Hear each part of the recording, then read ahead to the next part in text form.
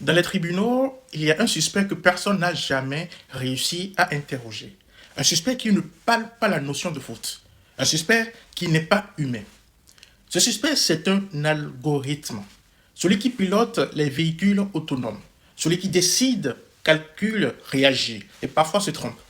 Et quand la machine tue, une question vertigineuse surgit. Qui peut-on poursuivre pénalement? En droit pénal, tout commence par l'auteur qui a commis l'infraction. Dans un accident classique, c'est le conducteur.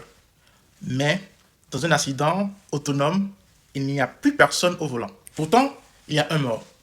Il y a un choc et il y a un parquet qui doit décider qui mettre dans le box des accusés. Le droit pénal repose sur trois piliers. L'intention, la conscience et la volonté. Un algorithme n'a rien de tout cela.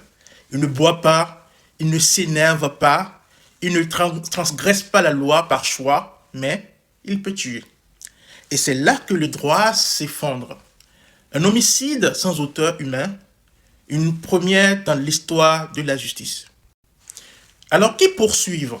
Le conducteur dont le véhicule n'a pas réagi, l'ingénieur du logiciel dont une ligne de code a mal tourné, le transporteur qui a mis en circulation un système imparfait, le superviseur humain quand il existe encore.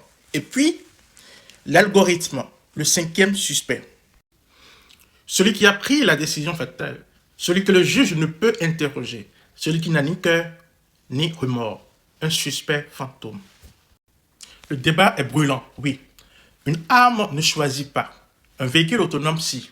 Il analyse, il priorise, il arbitre et parfois il choisit entre deux trajectoires. Alors, est-il encore un outil ou devient-il un co-auteur du dommage?